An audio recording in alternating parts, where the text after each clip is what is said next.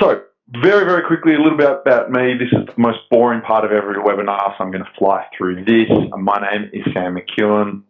I am the director at BizWisdom Agency, and we are a media agency specialising in digital media. We do a lot of things like search engine marketing, social media advertising, and content marketing is our gig. So I guess, a lot of what I'm going to present to you today are conversations and research that I've had in preparation for conversations that we've had with our clients, right? One of the interesting things that from a marketing agency perspective is we've sort of had a front row seat at how businesses are dealing with this and all the myriad of different ways that, different businesses are approaching this situation that we're in now, which is in many ways is sort of unprecedented.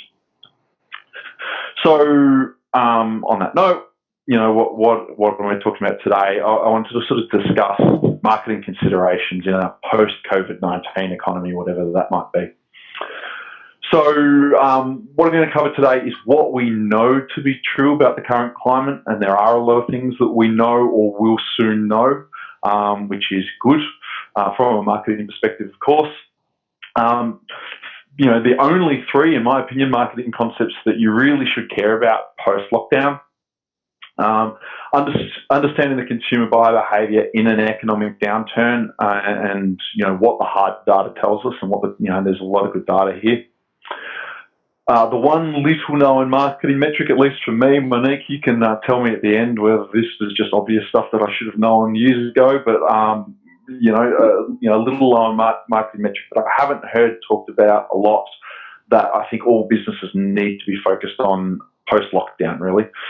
And combined with that, I guess this silver lining multiplier effect that exists now and only now that we can use to grow our brands, and then wrap up at the end with some takeaways. So, what we know to be true about the current climate from a marketing perspective, of course, there's a whole lot that we don't know, right? Like the situation that we've been in and we're in now is, as far as I'm concerned, unprecedented. I've heard it, related to World War II and these kind of things. I don't think that's accurate.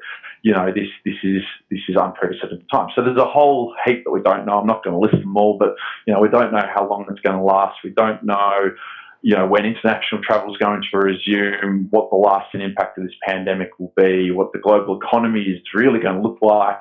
And how long any sort of global recession is likely to last, and on and on and on, right? I could have spent the whole 45 minutes talking about what we don't know. I think what's more interesting is what we do know, and I think there's two things here that I'd point to. One, I think it's very, very likely that we're going to emerge from this lockdown period into some sort of economic downturn. Whether that's a depression or a recession, we don't know, but I think that's likely. So, hooray, party, recession time. Which, I don't know, this kind of needs to be so gloomy, because I think the other side of this that we do know, just admitting somebody to me. The other side of this that we do know is that 40% of businesses will reduce or cut their advertising. Sorry about the spelling mistake there, altogether. So I think these are the two things. We're going to be in some kind of recession, and we know that a significant portion, whether it's 40% higher or lower, pretty close to that, of businesses are going to respond by turning off their advertising or cutting it back. And I think these things are really interesting when we think about the kind of climate that we're going to emerge into. And I'll come back to this. So firstly, I think because we know that we're going to come into some kind of recession, okay, we don't know much about pandemics and this particular lockdown, but we do know a heap about recession. And the data goes right back to the Great Depression. We've had multiple recessions since then, and all the data seems to hold true. Generally speaking, us as consumers, we tend to behave in really consistent ways, and we have done in every recession that there's been. And yes, cool, okay, media channels and media consumption have changed, and we live in social media now, but really we haven't actually changed that much. And the data is conclusive. And a lot of the data that I've looked at comes from sort of 2009, after the 2008 recession, when we did have social media. And I think the interesting thing there was that the behaviours stayed almost identical to the Great Depression and all the recessions after it. So consumer behaviour is very, very typical, regardless of how much we think we've changed compared to our grandparents' generation or whatever. So there's a whole bunch of things that we know here about how consumer buyer behaviour changes in economic downturns. So things like we tend to buy less, more frequently, and in smaller packages. So this is just typical risk aversion stuff, right? Like we're not thinking about saving by buying in bulk. We're thinking about just buying what we need now, the essentials. We're not thinking too long term, and we buy more frequently. So that's when it comes to toilet paper. So yeah.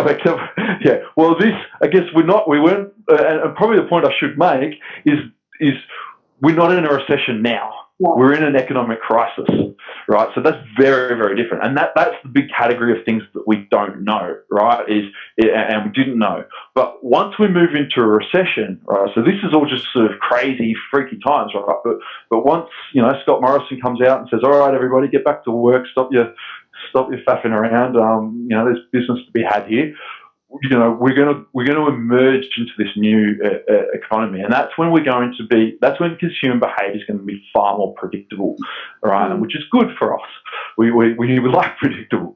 So absolutely. Toilet paper was interesting. I don't think that behaviour is going to last anymore. Maybe there'll be a little bit of a lasting impact of people thinking, well, let's prepare for the next pandemic. But I think more likely we're going to go move into this risk-averse kind of behaviour that is typical of recessions. The other big thing here is that we're going to search for more information and evaluate alternatives more carefully. So those of us with marketing backgrounds know that there's this kind of research, right, and higher involvement. We tend to, purchase like cars and homes. We tend to spend a lot more time researching, fast-moving consumer goods. We tend to be a little bit more unthinking about that. That changes a little bit in recession. We actually start to evaluate alternatives far more carefully than we normally do. We become more price conscious. So that's big. We adopt more simple, savvy, and prudent lifestyles, right? We start to just we start to think, do we really need to have that coffee down the road, or can we make our own coffee at home, and these kind of decisions. We do increase spending on private labels and discount stores, so that's big. We are more price sensitive. We tend to postpone purchase of durable goods, so the big TVs, the washers, the dryers, the fridges, those kind of things. We decide that we can get a little bit more life out of the ones that we've got. And the big one here, of course, is that we delay purchase of luxury items. So these are all factors. I will circle back to these, but these are multiple. Research over many different periods have all found that these hold true over time, right? Anytime we're in a recession, this is typically how consumer behaviour changes. So to sort of drill into that a little bit more in a little bit more detail, I think that, there's only really these sort of three major marketing concepts, which you may or may not be aware of, that I think we really need to think about post-lockdown. And then all that ties into really one metric that I think as marketers, as business owners, as brand people, is the most important metric to think about in times of recession. So what are the three concepts? So what I want to talk about is this idea of price sensitivity. I mentioned consumers become more price sensitive in recessions. As it relates to brand loyalty and consumer decision making, it's those three concepts, but really how they interact with each other that I think becomes really, really important in these times.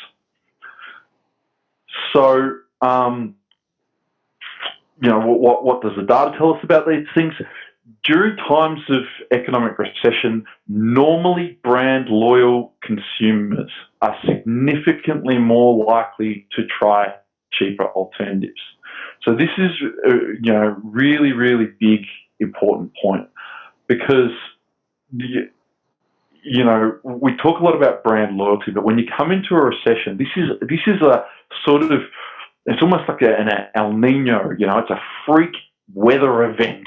It's a freak consumer event that makes normally brand loyal consumers who don't even think about the competitors' products. I love this brand. I don't even notice their advertising. Suddenly, particularly cheaper alternatives, but any alternative, they're much more receptive to these messages. There was a study by McKinsey and Company that found that these normally brand loyal consumers who switch to cheaper brands during times of recession, so around about 20% of people will be willing to do that. 34% of the consumers who switched to a cheaper alternative in a recession said that they no longer preferred the higher price item. Right? Again, this is huge implications, right? So that your customers who would normally never consider your alternative brands, 20% of them are likely to consider them based just on price alone, and then 34% of those who do actually switch are going to be really happy with the cheaper alternative. They're never going to switch back. So long after the recession, they're now going to be loyal to those cheaper brands.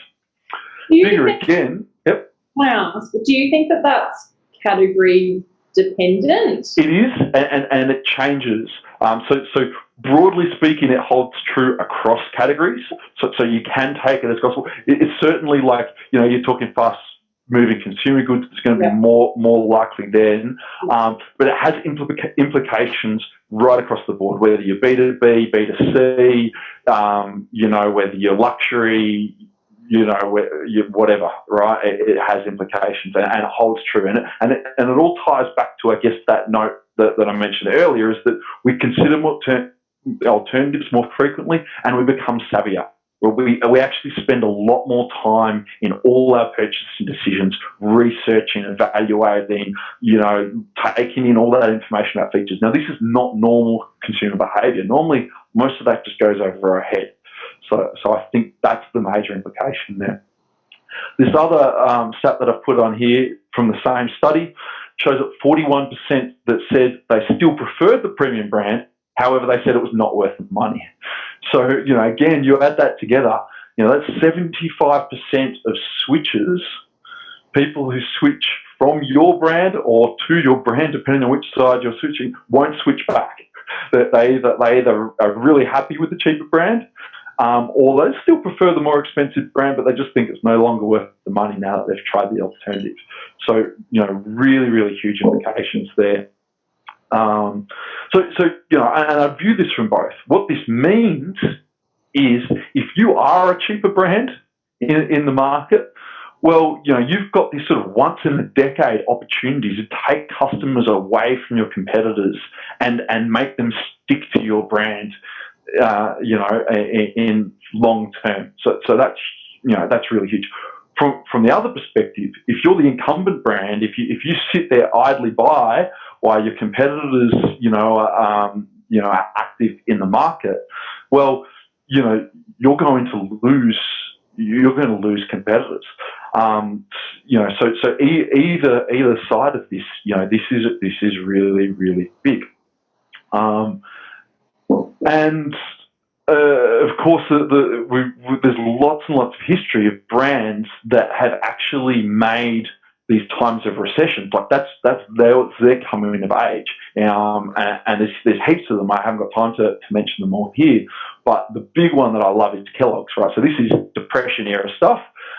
In the US, the leading cereal brand in the US at the time of the Depression was a company called Post. They're not big here in Australia, but you may have heard of Captain Crunch and a few of these other cereals, which I believe were their brands. They were by far the leading brand. Great Depression came along. They did the prudent thing and cut back their advertising, tried to save costs. Kellogg's did the absolute opposite. They launched Rice Krispies into the market, the old Snap, Crackle and Pop. I think it had a different brand name here, Rice Bubbles, I think we call them here. They launched a new brand into the market. They doubled their advertising. They won significant market share from Post, and they've been the leading brand ever since. Now, that may be an oversimplification, but the pivotal moment in Kellogg's sort of lifespan as a brand was that they doubled down their advertising in the time of a recession or a depression, and the leading brand didn't, and now they're the leading brand. And there's lots of other stories. So there was a similar story, I think this was from the 70s, I think 73 to 74, there was a big recession. Again, this is US data. But at the time, Volkswagen were the leading international brand in the US market. Again, their advertising and spend decreased. Toyota doubled down on it, and they then became the leading brand in that market in a time of recession. And they were leveraging all these factors that are only true in the time of recession. People are evaluating products more closely, and they're more receptive, they're more likely to change. So these are things that only have only happen during recession. So there's huge opportunity, and there's lots of other stories as well, right? Like Amazon.com, they had Kindle launched just before the 2008 recession, and there was a little bit of luck in that, but made huge market share gains, big pivotal moment for Amazon. Netflix, again, December 2007, they launched their, the original version of Netflix, which was posting DVDs to people in the mail. Actually tried to sell, the famous one, they tried to sell themselves to, in that recession, they were like, wow, we've got to save our company, tried to sell themselves to Blockbuster. Blockbuster turned down the offer, decided not to buy them, and so they were left with no choice but to continue to advertise. As a result, they actually won quite a lot of market share. Airbnb, similar thing, a little bit of luck there. MailChimp, same thing. All in times of recession, pivotal moments for these brands, and there's loads and loads of others. So what does this all lead to? Well, I've mentioned it a couple of times, right? Like the number one metric, the number one marketing principle that we're talking about in times of recessions, and that all business owners, marketers should be thinking about, is market share, right? This is the measure. Recessions offer this once in a blue moon sort of opportunity to win market share away from our competitors, or to do nothing and just let our competitors take market share away from us. Where does this lead to? Well, I mentioned this one little known marketing metric that all businesses need to be focused on. So certainly market share is the broad topic. Yet somehow, I recently, fairly recently anyway, came across this metric that I had managed to get all the way through business school, all the way through marketing degree, and, spend almost a decade, working in marketing without ever coming across. And this metric that I'm going to talk about is ESOV, or excess share of voice. So this is directly related to market share. Can be a little bit complex, so I'm going to do my best to break it down as simply as I can. If you're not familiar with it, there's a great guy by the name of Mark Ritson who has done a wonderful video of this, and I'll share it with Jess at the end, and she can share it around. And he is far more succinct and articulate than I could ever hope to be, and goes deep into ESOV. But I'll do my best to explain this too. So, what is the ESOV? If we understand market share, right, and I think most of us do, the percentage of the total market that a particular brand controls, then we should be able to understand share of voice, which is really the same thing but for advertising, right? Market share is your sales, share of voice is your advertising. It's the percentage of advertising that a particular brand controls compared with all of their competitors. So don't try to to think too hard about how these things are measured. That's not really important for the purposes of this discussion. But if we understand these two concepts, then we've got this market share, and then we have share of voice, share of advertising. Then it probably shouldn't come as too much of a surprise, although I guess for some people it could be, to find out that these two metrics are linked.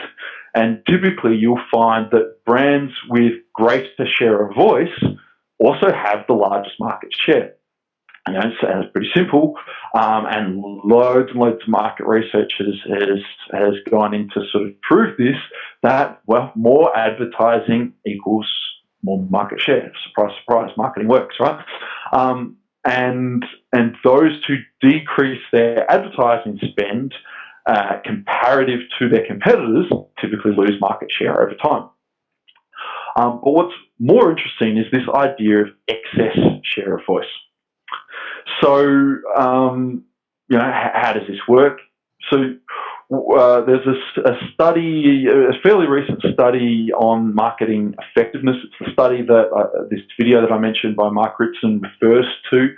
And what it found is that there's this equilibrium point where market share meets share of voice, and that those who spend over that equilibrium point will typically see market share rise over time, and those who spend under that equilibrium will typically see market share decrease over time.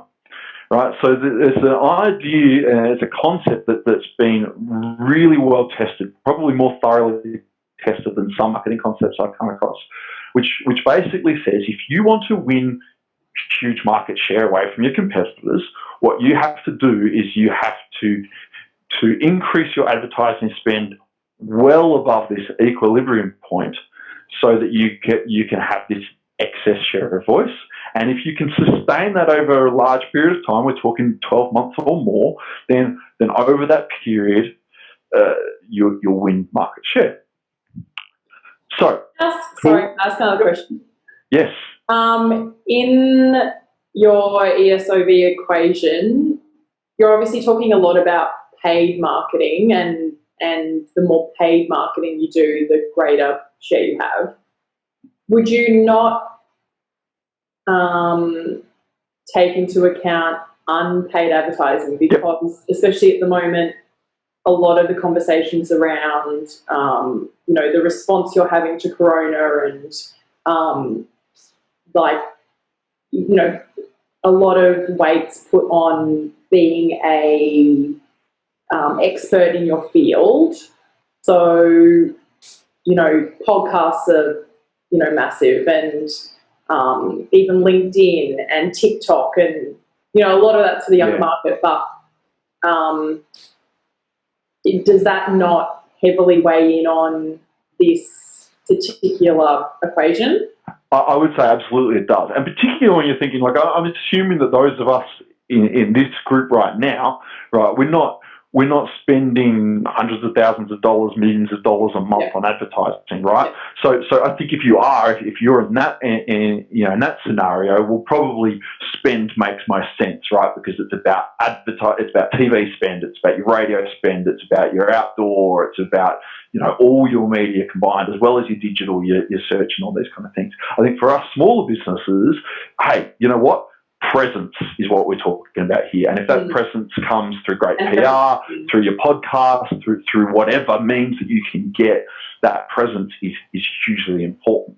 And when we think of share of voice, right, we're probably not thinking, okay, well, there's Australia, there's our market here, this is the total number of people who could buy our product. We might be thinking, well, actually, our share of voice, our competitor set are, local boutiques in Fitzroy, so if we have a greater share of voice in that market, then that's going to, then that's going to help us take market share away from that smaller market, right? So, but no matter which way you're thinking about it, this holds true, right? So it's just about thinking, well, how small is our market? And yes, spend is an easy way to measure it, right? But you could also you could also measure that in just presence, or these kind of things. And really, as far as being actionable, it doesn't really matter whether you can measure it all.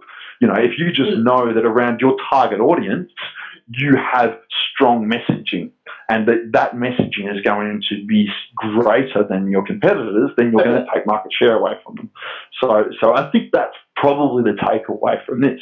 Yeah. Now, the where I'm sort of going with this is like, okay, great, Sam, well done, you're a genius, right? You worked out that more advertising means better customers. Like, wow, that's amazing. Like, well, probably not, right? And am I saying we should just increase our advertising spend? Well, no. Well, yes, maybe, and no. But I think what's really interesting in thinking about a post-lockdown, post-COVID-19 economy is what happens to share of voice and excess share of voice when, as I mentioned at the start of this, 40% of your competitors stop advertising. Because what we see here, and this is the silver lining multiplier effect that exists right now and only now, is that if this is the scenario and this is our equilibrium, and and we're this black dot here, spending normally, well, what happens when 40% of our competitors stop advertising? The equilibrium is going to move, right? Now, this might not be the most accurate depiction of scientifically what's going to happen in the cut, but that equilibrium point is going to move. So now, suddenly, this black dot, we are actually overspending comparative to the equilibrium. Our competitors go away, and we will achieve excess share of voice simply by maintaining our advertising spend at pre-COVID-19 levels, right? And to your point, Monique, not just our advertising spend, all our other marketing.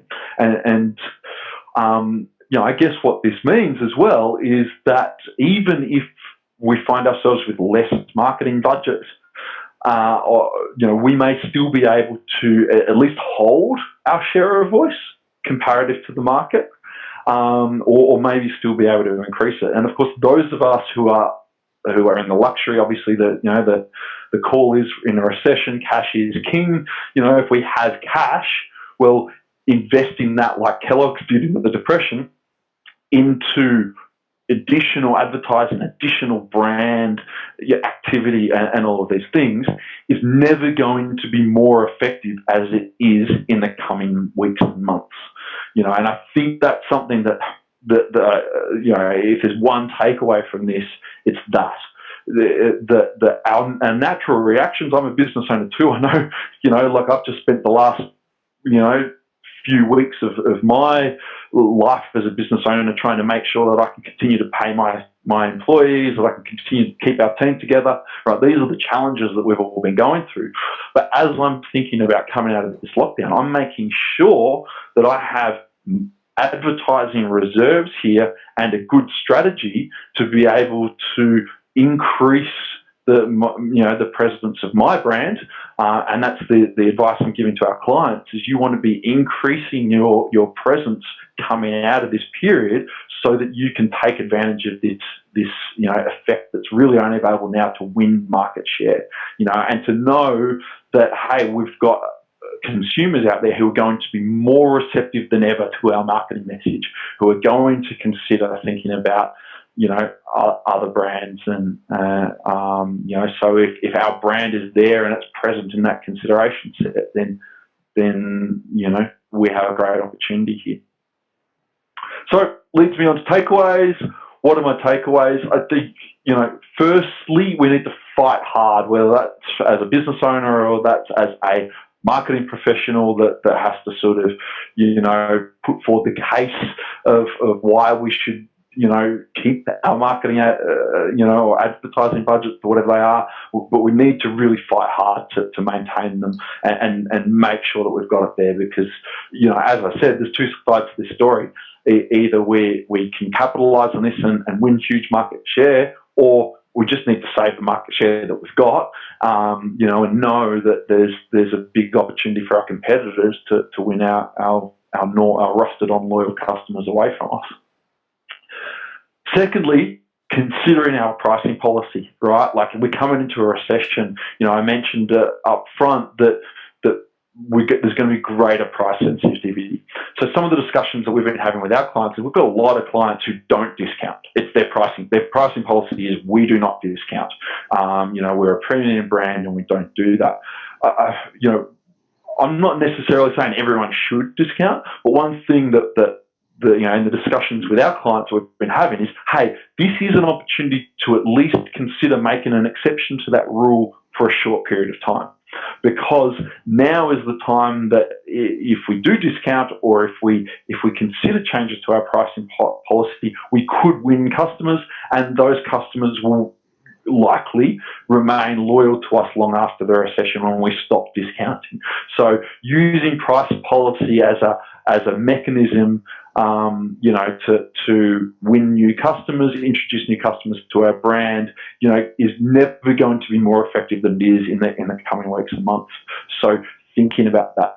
From another angle, if you're a premium, brand, then you have to consider, well, is our market going to disappear? Are people, if we're selling luxury goods, what's going to happen to that? We know that people are going to postpone those purchases. So there's concepts of like introducing a challenger brand or a cheaper label, or something of this order although that's fraught with danger for a lot of different reasons, but this can be the time to consider that. Okay, well, maybe I do need to introduce a cheaper brand into this market so that I can compete on price, with people who may switch away from our premium brand, these kind of things. And I guess if we mentioned durables, people postpone durables. So if you're selling TVs and fridges and those kind of things, we're thinking about ways that we can make that purchase seem essential. Bring maybe manufacturer urgency into what we're talking about. So that's a big one. Second one is then considering your product mix. So again, we're talking about, challenger brands and cheaper labels. Well, another thing is, is there a product that you could introduce that is at a cheaper price or a more entry-level product, or, how have we ever got that, that flow? So if people are going to be more price conscious, you can still, service them without sort of tarnishing your brand too much or these kind of things. So product mix is certainly going to be something to consider. The other part of the product mix is we mentioned that people will buy less more frequently in smaller packages. So can you package your services or your product in a smaller, more bite-sized format? So can you make changes that are going to appeal to people and their new consumption habits? The fourth one here is to provide clearer, more detailed product information. Right. So I mentioned that people are going to evaluate all the different products or services that could meet their needs in far more detail than they normally would. So when we're thinking website design, when we're thinking about our marketing, this is a time that we might actually want to think, well, can we provide clearer or more detailed product information that people can use to evaluate that? Or is there, testimonials or other, comms that we can put into the market that's going to allow people to evaluate our products or services, in the more detailed way that they're going to want to evaluate them. And then 5 is get your marketing comms in order. So this is, I mentioned this is what we're doing for our business, and certainly what we're talking to our clients about is making sure that our brand messaging is there, is complete, that we're basically just biding our time for the announcement to say that business is going to return to normal, and we'll be launching a big brand, activity into the market. That's what we're talking to our clients about as well, is, making sure that everything's in place so that as soon as it makes sense for businesses, some of our clients, it makes sense now. This is the opportunity while everyone's in lockdown. For others, it's like, well, we can't open our store, so, there's nothing we can do. What's the point of advertising? But as soon as they can, being ready to sort of launch that marketing comms piece, so that you are visible and present, and that your customers or your competitors' customers know about you. And finally, as I said, focus everything on winning market share. It's the most critical piece. And again, this is why I think this is exciting. This is obviously different businesses we're in different degrees of pain and hurt, and the economic crisis period that we've gone through, has impacted us all in different ways. I think from the discussions I've had, I think a lot of businesses have hopefully made the changes to their structure, made the changes to their organisation they needed to stay in business, and now we're just sort of, it's the calm before the storm, or maybe the eye of the storm that we're in now. So I think this idea of, okay, focus on market share, and this is exciting. This is an opportunity that we can really, if we're in the lucky enough position to do, this is where we should focus on. So that's certainly, I think where we should all be thinking as marketers and business owners. And that's it. That's what I've got to share with you. So with that, I've probably come right in on time. Not too bad, Jess. What do you think of that? Yeah, that's good. But I've certainly got lots of extra time if other people, if there's questions that anyone has. I'm okay. You're okay? Cool. All right. So, look, hopefully you've all found that interesting. That's, that's certainly where my head's at, the discussions we've been having with clients. I've spent, a lot of time sort of looking over the data. And look, there is a lot of great data out there in recession times. So if there is another takeaway, then I guess it's, dig through all the data that does exist out there. There's loads of it. Great data from 2008, 2009, which I think is highly relevant of saying, okay, well, we know about recessions, so we know how people are going to act, and there's lots of good case studies to that. So, yeah, as I said, hopefully this has been valuable, and I will send over this deck to Jess. We have recorded this, so all going well, there'll be a recording of this available somewhere as well. If anyone wants to refer to it or share it, please do. And my details will be in the deck as well, and really happy to spend time working with any business who'd like some help. That's certainly been the position of our agency, is just that, hey, this is an opportunity to help businesses, and with no thought about trying to profit off it.